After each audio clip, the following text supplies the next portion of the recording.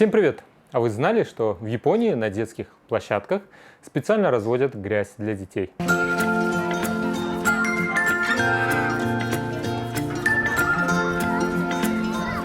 Я, как отец двух детей, очень часто бываю на детских игровых площадках. Первое время особо не замечал, конечно же, видел благоустройство площадок, есть горки различные, лазилки. Но буквально пару недель назад я заглянул в парк, большой огромный парк Showa Kinenkoen, и там есть огромная большая площадка.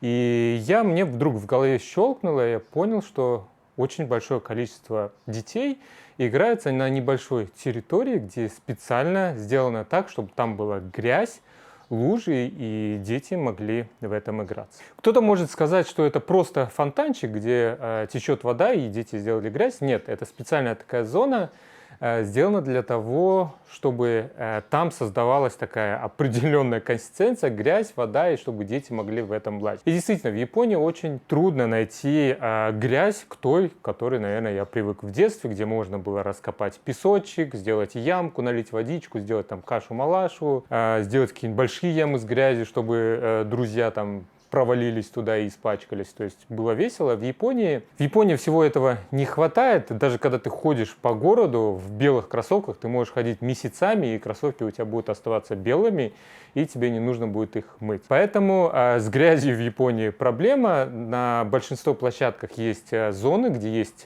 хороший песочек, который встал, отряхнулся, и ты снова чистый, а вот грязи действительно нет. Так вот, на некоторых детских площадках создаются специальные зоны. В этом парке Showa Kinenkoen сделали такую специальную территорию. С одной стороны стоят два крана с обычной чистой питьевой водой, которую можно пить, купаться, умываться. И по струйкам эта вода стекается в небольшой такой бассейн, заполненный песком и грязью. И дети там носятся. Причем туда детей не приводят специально, чтобы они там, не знаю, там в плавках, в купальниках барахтались, а потом их переодевать. Нет, родители приводят детей в той одежде, которая она есть. Причем до этот парк довольно большой, и даже до парковки идти минут, наверное, 15-20 нужно. И родители особо не заморачиваются, если их ребенок хочет лазить в грязи, то в той одежде, в которой он пришел, дети туда залазят, прыгают, бегают, кувыркаются, ныряют, плавают. То есть это просто трэш, если посмотреть с нашей стороны, когда ты, привыкаешь, что вокруг у тебя везде грязь, и ты смотришь, чтобы ребенок туда не залез. А в Японии все же наоборот, они дают свободу, волю, чтобы вот играться в таких вот специальных подготовленных грязных лужах. Ну а так, если вам интересно, детские площадки, в данном случае на детской площадке есть много развлечений. Есть это такой японский вариант больших бетонных горок. Я называю эти горки протирка для штанов. Дети там очень хорошо и быстро протирают штаны до дыр. Дальше здесь была небольшая лодка, куда дети забираются, ну а папаши вокруг стоят и раскачивают лодку. Ну и есть такая специальная надувная белая подушка, где дети очень любят веселиться. Это раз, ну а летом это хорошее место для ровного загара.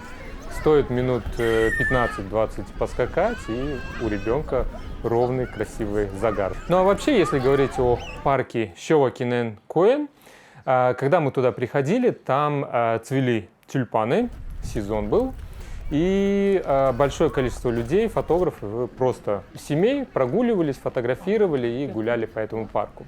Кстати, в парке в этом тоже есть большая территория для того, чтобы расставить небольшие палатки, стеллажи и отдыхать. Она была забита, несмотря на то, что это до сих пор продолжается пандемия.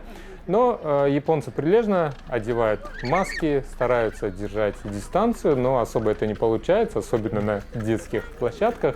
Ну а что касается из еды, на территории еда, конечно, не особо такая разнообразная. Мы заказали рамен, было два вида рамена. Это шою, соевым соусом, и с соленый. То есть на любителя, кто любит еще, и кто просто любит соленый рамен.